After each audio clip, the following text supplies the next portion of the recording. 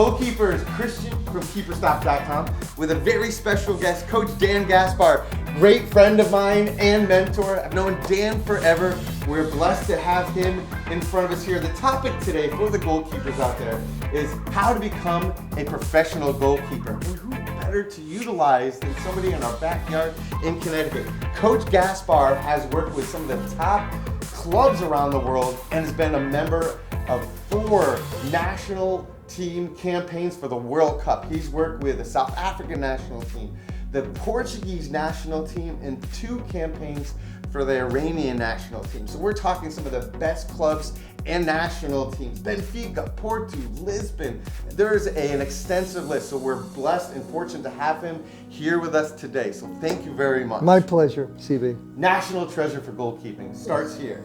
All right. What we want to talk about today, and a lot of youth goalkeepers really want to know, is how to become a professional goalkeeper. And you've been around pros in 4 different continents. Who are some of the best goalkeepers, those professionals that you work with, and why? And I'm going to start off with naming a couple names, that we recognize and feel that are treasures in goalkeeping for us. You've worked with Ricardo, Tim Howard, Victor Bahia, who is a celebrity, a treasure in Portugal, Friedel Hartmann, the list goes on, Eduardo, Ben Varnd from the Iranian National team. So out of those names, I mean, there's so many, and it's not who is the best, but what makes some of these names consummate professionals? Well, they're all so different. I wish I could take an ingredient from one and another and then put it all together and really establish the perfect profile for being an outstanding goalkeeper. But the uniqueness of each one of them makes them very special. Victor Bahia was born to be a star, born to be a celebrity, has class, has elegance, was a goalkeeper that if he made a mistake, his reaction to that mistake or a great save was always very stable. Eduardo was one of the most passionate goalkeepers I trained with in the World Cup in South Africa. He was voted number 3 in the World Cup at that year, and Casillas was number 1. If we had beaten Spain, Eduardo would have been selected the best goalkeeper in the World Cup. And Eduardo, I named him the Terminator. He was just so passionate. His work ethic was outstanding. Ricardo was the goalkeeper, if you remember, CB, who took off his gloves against England and saved the penalty kick, and then on top of that scored the winning penalty kick against England and European champions. And I admire him for his field player skills, and that's why he was so effective in defending penalty kicks. Alireza Beyravan from Iran was the goalkeeper that saved the penalty kick from Ronaldo in the last World Cup in Russia. And probably the most athletic, very rare combination of being 6'4", 6'5", but being able to play like a 5'6". So he had the agility, the mobility, the range, which is very rare to find. Beto, John Bush, Nick Raimundo, were goalkeepers that didn't have the ideal profile in terms of size, but had incredible careers. And why did they have those incredible careers? It was their work ethic, their passion, their intensity, their commitment, their suffering, their sacrifice. They had to do every aspect of goalkeeping better than everyone else. And they were survivors and had brilliant careers. So right now, as we know, Tim Howard is just retired from the MLS. His career, and he's right now regarded as one of the best U.S. goalkeepers. You got some time with Tim Howard. What's made Tim Howard into the goalkeeper he is, that professional goalkeeper? I worked with Tim Howard and Nick Raimundo on the U17 national team when they were just in the early phases and stages of their careers, and completely different in terms of personality, in terms of athletic profile, but very effective in their play. Tim Howard was an outstanding athlete.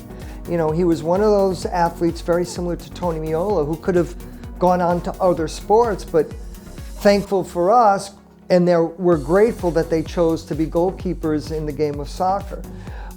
Nick Raimundo, his competitiveness, his determination, his work ethic was also very outstanding. So both of these keepers, although very different, very successful in the career paths they've chosen. From what I've read about using Tim Howard as an example, it's just the belief in himself, the faith he had on and off the field. We know that he's a Christian. And I think some of that, and I'm,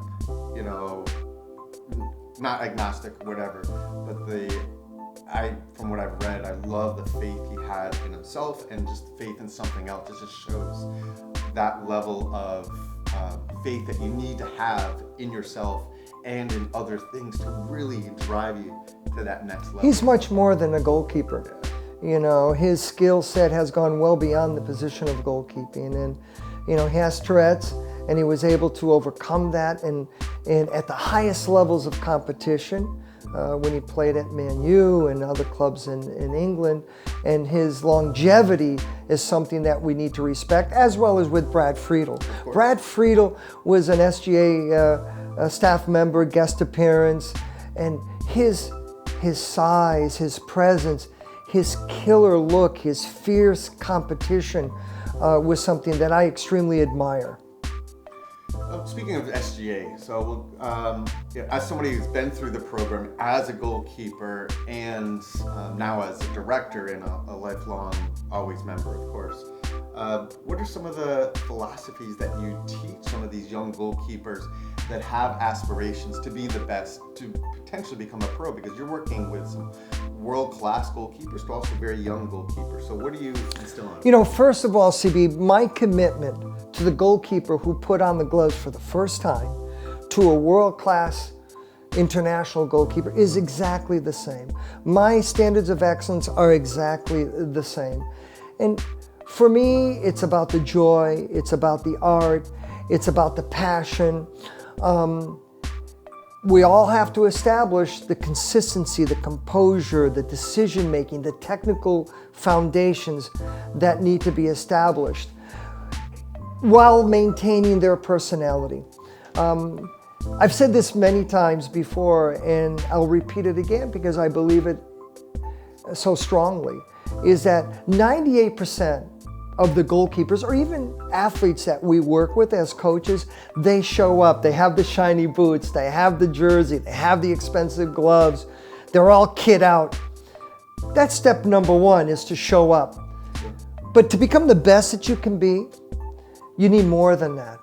And what we demand of our students at SGA is not only do they show up physically, but they show up with their brain.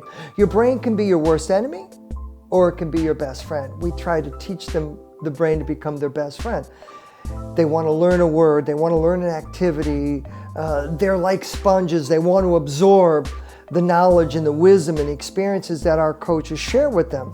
In addition to bringing their body, their brain, they have to bring their heart, they have to bring their soul, they have to love what they're doing with passion.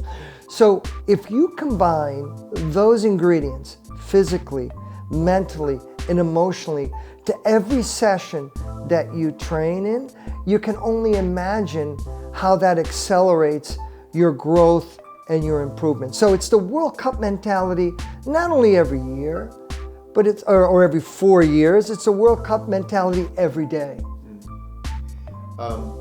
So I was reading something prior to our interview today about Allison, because he's coming back from injury and whatever. And his older brother was the one that was picked to be the better goalkeeper. In the family, they positioned Muriel more, and they thought Muriel would be the one because Allison was shorter and a little bit stockier than his older brother was. They never thought he would have it.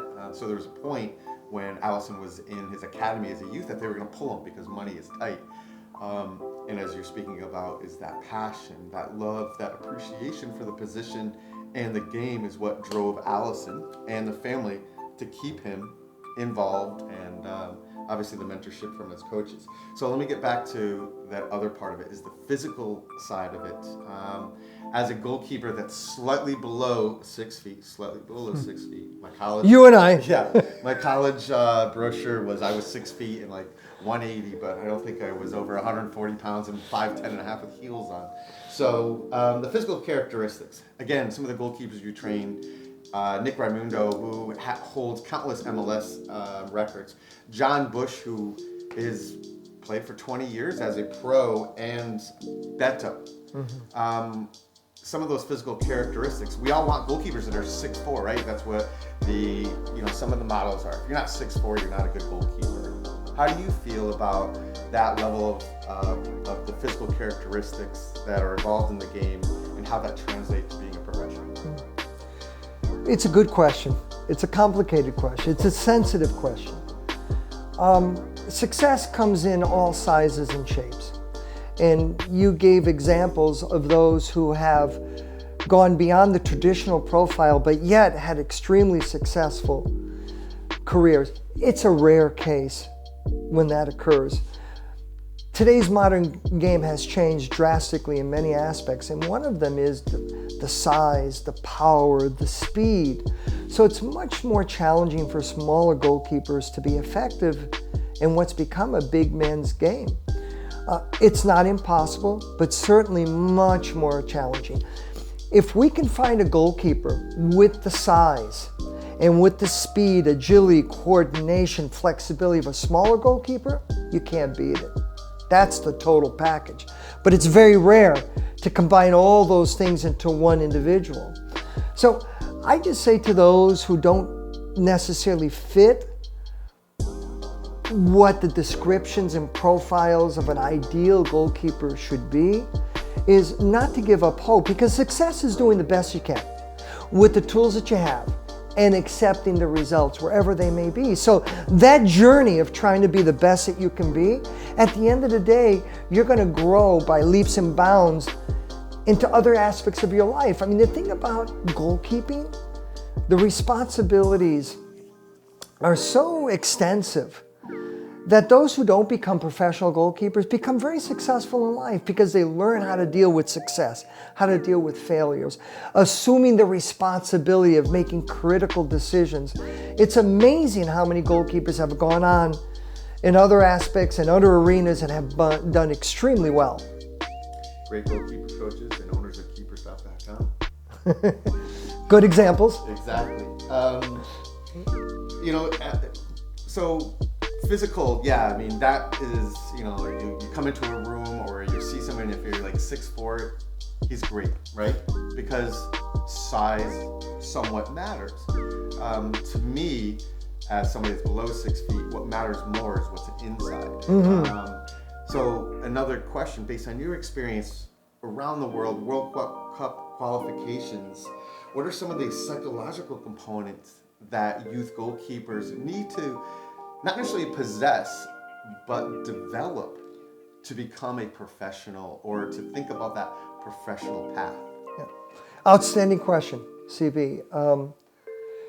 I believe the psychological component is one that's least addressed and most overlooked. They need to understand attention to detail, because details do matter. Details do affect performance. They need to understand the commitment, the sacrifice, the suffering that needs to take place in order for them to develop and achieve the dreams and the aspirations that they have established for themselves. They need to understand the importance of technique, saving consistently the same way so that you have consistency and also you reduce injury. They need to understand what they put into their bodies, how it affects their performance. They need to understand the importance of rest. It's not all about work. You have to be able to have some balance in life. You have to be able to, yes, be obsessive with what you're trying to achieve, but at the same time, understand the importance of turning the switch off. Oftentimes, I see goalkeepers approach training and their switch doesn't change. Approaching the field and training is the same. It's got to change. Approaching the field is one thing. Once you cross that line, the switch needs to be turned on. So it's really a holistic approach rather than just focusing on the skills of goalkeeping. It's focusing on the overall characteristics of being a good human being having strong character, having great training ethics, doing what the rest don't want to do, training on a Sunday morning, training on a rainy day or a snowy day or a windy day, getting up before everyone else. All these things, when you combine them, really produce the type of athlete who's going to be the best that they can be with the tools that they have. I'm going to name a couple names. We've already done a couple, but what were some of the psychological characteristics that made them consummate professionals? Kevin Hartman. Yeah, Kevin Hartman is the older generation of goalkeepers, which I have a tremendous admiration, tremendous respect. Again, not one of these goalkeepers that had a presence that you would automatically be in awe of, but his passion, his work ethic, his determination, his communication skills. All these ingredients affect their role and how they're engaged into the game and with their teammates and the opponents. Brad Friedel. I think Brad was very special. Brad had probably the most complete ingredients to becoming a perfect goalkeeper. He had this fierce competitiveness, this look that demanded respect. His presence was phenomenal. His agility and quickness and explosiveness was equally as well balanced. His, going overseas as an American, playing in Turkey, where they sacrifice a goat in tribute to him, and being able to deal with all the cultural changes, the premiership and the pressure of performing, his longevity in the premiership. I have the utmost respect of Brad Friedel, his level of professionalism. I think he has so much to offer to creating and establishing a U.S. soccer culture. Victor Bahia, you've spoken many times about. What I love about some of the stories that you've shared with me about Victor Bahia is, and maybe American goalkeeper coaches or American goalkeepers don't know much about him, but he's one of the best goalkeepers in the world. He was voted one of the best goalkeepers. Yes, in he the world. was. And one of the things that you've shared with me in the past is, again, how his short-term memory, how he deals with problems on the world stage. He was able to, make these amazing saves, be a world hero or a Portuguese, hero, but yet treated every save and every mistake the same. And yeah. I love that component. Anything you else want to share about either Victor Bahia, Ricardo, Eduardo, some of these great names? Victor, when we trained together, who was #1 in Europe and he was in the top 10 in the world, went from Porto as a European champion to Barcelona. There are certain people that come along in a generation who are born to be a star. Victor Bahia was born to be a star. He could have gone into anything and he would have been that star.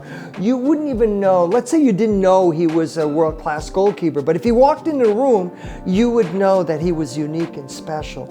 He had that glamour, that class, that elegance, but yet such composure. You could be in a cafeteria and the place is burning and you're having your lunch. Everybody would be panicking, sprinting, finding the quickest exit. Victor would just simply finish his food, tuck his chair, and just walk out, with no injuries and etc. So he was a type of goalkeeper, whether he made a great save, which he did many, or on occasion made that big boo-boo, that big mistake, he was very stable emotionally. And as a result, his teammates and the fans had a great deal of confidence in him. And he went through some tremendous ordeals with almost career-ending injuries, but he's able to bounce back from that. So I have incredible amount of admiration, perhaps for one of the greatest goalkeepers that Portugal has ever produced. And I'm just so proud to be associated with his development and to call him a friend. We still stay in contact. And that's the thing that I'm most proud of, CB, is not only during the time that I'm training with these goalkeepers, but the long-term relationships that I have developed. with the Portuguese national team, I know you had the opportunity to work with some great young goalkeepers. Some of these goalkeepers, as they're coming into being professionals, what are some of the psychological traits that you worked on with them? Because they're still young and they're still impressionable. What are some of the things that you worked on with them to help them believe in themselves and believe that they can be pros? See, now you're getting into the element of my secrets. And there are no secrets. But the fact is, when you ask me that question, it challenges me to go back and analyze and do a deep reflection. And one of the goalkeepers that comes to mind is Moreira. Moreira was 23 years of age with Benfica. Camacho was the head coach. Camacho was a Spaniard legend, played for the Spanish national team, played for Real Madrid, coached the Spanish national team. And at the same time, Iker Casillas was 23 with Real Madrid. So they had something very similar. Two young goalkeepers with huge clubs and responsibilities. Moreira was the captain of the Portuguese Olympic team. The coach believed in him, trusted him, his teammates. He was the undisputed starter of that club. But yet with Benfica, Camacho would publicly state that we didn't have a goalkeeper at the level of the club. And publicly saying that we were recruiting, at that time was Barthez and other famous goalkeepers to replace Moreira. I mean, there were times where I would jog around with the players themselves and they would say, hey, come on, you got to get Moreira up to the level of our team. So I sat with Moreira and it was about him and I. It was about that special partnership of goalkeeper and goalkeeper coach that is very unique and very special. We're there not only for the good times, but not so good times and challenging times. And we made a commitment to each other that we would wear each other's skin, that we would work every moment of every day to convince the head coach and the players that he was in fact at the level of Benfica. And I gave him a nickname. And the nickname that I gave him was the Gladiator. Now, why did I do that? Because I thought about the gladiator, how they dress very methodically. Thought about the gladiator in the arena, the Colosseum, and when they have to make that fatal decision. I mean, the gladiator, either you come out alive or you come out on a stretcher dead. It's one or the other. There's no in between. And the conviction that they had to have to make that final decision. And I kept calling him Gladiator every day. Every time I emailed him, it was Gladiator. And then one day we have a double-decker bus that we travel in, and he called me up on top of the bus and he goes, hey, come on up here. And I went up there and he pointed, look in my bag. And I saw that he had the movie, The Gladiator. And I knew I had him. I knew I had him because he was young enough. He was eager to learn, to grow, to absorb. And we had a match in Norway for UEFA Cup against Rosenborg. And he was man of the match.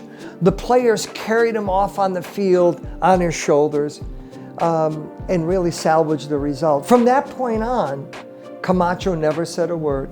The assistant coach never said a word. The field players never spoke to me again because he became the #1 starter of the team until the rest of the season, got called up to the senior national team, and on top of that was voted MVP by the fans.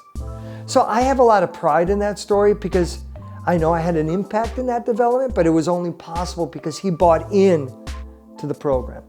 It's a psychological component that is hard to quantify and pull out of players is to believe in oneself, and I think that's where it really lies, is that he had the talent. It's a matter of believing that he had it, believing he could be that gladiator. And I think for a lot of youth goalkeepers, we're going to make mistakes. They're going to make mistakes. And it's not only with the goalkeeper coach, it's also with the technical staff. If the technical staff believes and demonstrates in that goalkeeper, even after a mistake, that's the thing. Goalkeeper makes a mistake, that's when they look down the bench and they look at the goalkeeper coach, and that's the only time they remember the goalkeeper coach, when there's a devastating mistake that costs the result.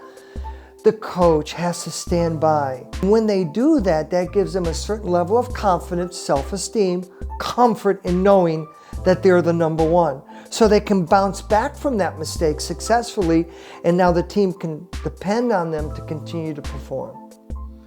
So you touched on it a little bit, but a part I think that is not addressed in the U.S., worldwide, is we hear stories of Peter Cech enjoying ice hockey or table tennis, or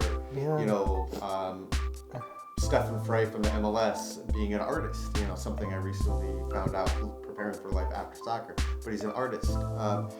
How do you feel about the well-rounded nature in training from a well-rounded, holistic standpoint on and off the field? And I'll just explain that a little further. Owner of Star Goalkeeper Academy that sees 6 years old to 18, 22-year-olds. You've developed curriculums for the U.S. national team and program, Portuguese National Federation, as well as Iranian Federation as well. So you've seen it all throughout. Do you feel that specialization is something that helps or hurts? And where do you think being a well-rounded athlete as a Division I coach, where do you think that all fits in to being the best goalkeeper at the professional level or for the next level? Yeah. We need to be careful. We need to be cautious. Specialization at a certain age probably makes sense. What age is that? Probably 13 and older. But that doesn't mean that's all they do is play and train and perform the position of goalkeeping. 7 days a week we're here now. Yeah. And, I believe in more of the holistic approach. I believe in developing cultured goalkeepers, meaning that they're good students, they have an awareness of the world game, that they experience other sports that are great cross-references to goalkeeping, cross-training. Anything that has to do with hand, eye, ball training is going to enhance their goalkeeping. So volleyball, tennis, racquetball, basketball is fantastic for goalkeepers to play in their off-season. We got to be careful with the burnout factor. And we see that, unfortunately, more than we would like, especially in the United States of America. We have to be able to give them diversity, not only from a culture perspective, but also from an educational perspective. So, the most successful goalkeepers that I've trained and have gone to had great careers are those that have a well-balanced, well-rounded life. They have family values, they have good relationships, they have that hunger and that commitment to train, but also enjoy life. We're here for a short period of time. Not all of us are going to be on the national team. Not all of us are going to have the opportunity to play in the World Cup or get that scholarship, but we have to be better people as a result of the journey that we've taken to try to achieve those dreams and those aspirations. All of your international experience is something that goalkeepers can experience at Star Goalkeeper Academy. Is there one thing, one piece of your philosophy that you drive home at Star Goalkeeper Academy that helps motivate, inspire the youth goalkeepers for the next level? I mean, there isn't one particular scenario that I can share with you. I think there's a few. Hardcore goalkeeping starts within and gets away from your body. Unfortunately, young goalkeepers want to start out here and then work back in. Goalkeepers need to understand, for their head coach to sleep well at night, they just need to do what they're supposed to do. They don't have to go beyond that. Unfortunately, we try to train beyond that. If on occasion that goalkeeper makes that exceptional save, great. But coaches would prefer that goalkeeper that's simple, safe, and secure. The other simple thing is respect the magic object, respect the ball, understand that the ball is an extension of their personality, understand that inside this ball isn't simply air, it's their hopes, it's their dreams, it's their aspirations. They should love that ball. That ball has to be a partner. That ball has to be part of who they are as a being.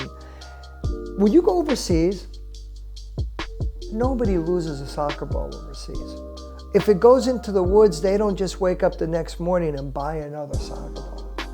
They dig and they find and they search and they hunt for that ball because they understand the value of the ball. They understand the winning team in small-sided games, in these little lots and narrow streets, that's a team that goes home with the ball.